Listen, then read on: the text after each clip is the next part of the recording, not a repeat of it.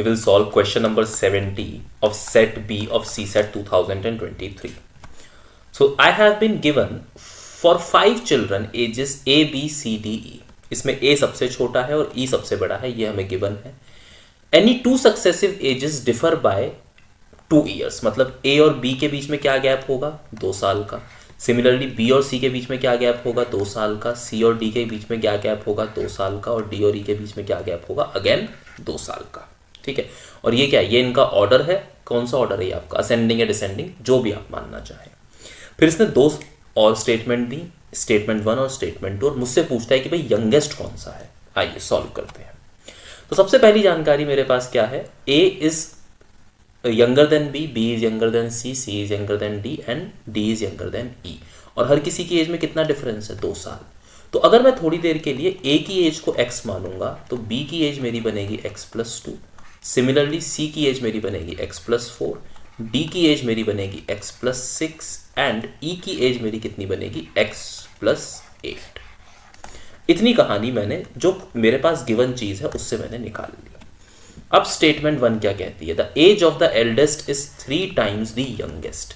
तो एल्डेस्ट कौन सा है आपका? X+8. यंगेस्ट कौन सा है आपका? A, X.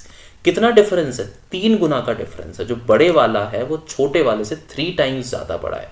तो मैं क्या करूंगा? छोटे वाले की एज को 3 से मल्टीप्लाई कर दूंगा. अब इसका मतलब क्या हुआ? 8 is equal to 3x minus x कितना बचा? 2x. और x की वैल्यू क्या आई यहां से? 4. तो बेटा क्या डिटरमाइन हो गया कि a की एज कितनी थी? 4. और लास्ट वाले यानी सबसे बड़े की एज कितनी थी आपके पास? 4 + 8 कितनी हो गई? यानी कि 12. और मुझसे सवाल में पूछा क्या गया है? एक बार देखें जरा सवाल में क्या पूछा है. What is the age of the youngest child. क्या मुझे यंगेस्ट चाइल्ड की एज पता चल गई? स्टेटमेंट नंबर 1 यूज करी, यंगेस्ट चाइल्ड की एज पता चल गई, हो गया सवाल खत्म? नहीं.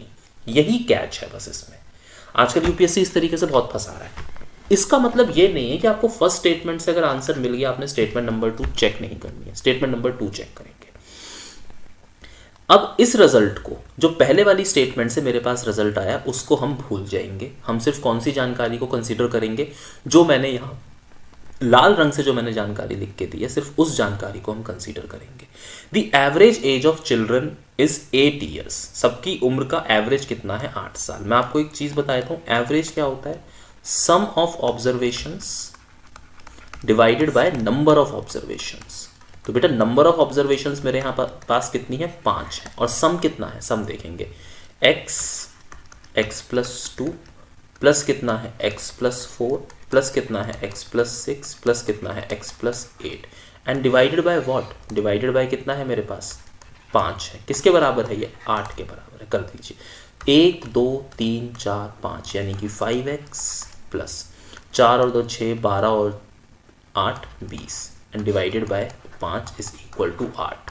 लीनियर इक्वेशन को सॉल्व करने के बाद x की वैल्यू मेरे पास कितनी आती है? तो देखिए 5x plus 20 is equal to 40 and x is equal to 20/5 that is 4. तो a की वैल्यू कितनी आई आपके पास? अगेन यहां से भी कितनी आई? 4. इसका मतलब स्टेटमेंट 1 से भी आंसर मिला, स्टेटमेंट नंबर 2 से भी आंसर मिला. इंडिविजुअली आंसर मिल रहा है. दोनों के रिजल्ट को कंबाइन करने की जरूरत भी नहीं पड़ रही है. तो इस सवाल का सही जवाब क्या है कि मैं दोनों में से किसी भी स्टेटमेंट का इस्तेमाल करके आंसर निकाल सकता हूं. तो सवाल की ये स्टेटमेंट जो कि एक क्या है? ये कंबाइंड स्टेटमेंट सभी के लिए गिवन होगी. अब मैं उसके साथ इस गिवन स्टेटमेंट के साथ स्टेटमेंट 1 का या 2 का किसी का भी यूज करूं, दोनों से मुझे यंगेस्ट चाइल्ड पता चलता है जिसकी उम्र कितनी है? 4 साल. सो the question can be answered using both the statements together but cannot be answered using either statement alone. No, this is wrong. The question can be answered using one of the statement alone. The question can be answered using either statement alone. अब A और B में क्या? One of the statement. इसका मतलब ये हुआ कि दोनों में से कोई एक, लेकिन ऐसा नहीं है. मैं दोनों में से कोई भी एक इस्तेमाल कर सकता हूं. तो यानी B is the correct choice.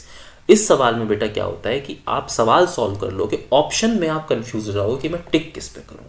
Again क्या है, यूपीएससी इस तरह के सवाल पिछले 3-4 साल से देना शुरू करा है. मतलब शायद 2021-20 में कुछ ऐसे सवाल आए, फिर 21, 22 और 23 में ऐसे सवाल की तादाद बढ़ती जा रही है. तो थोड़ा PYQs की तरफ ध्यान रखो. आई अगेन एंड अगेन से solve PYQs. follow this lecture series and solve PYQs with me.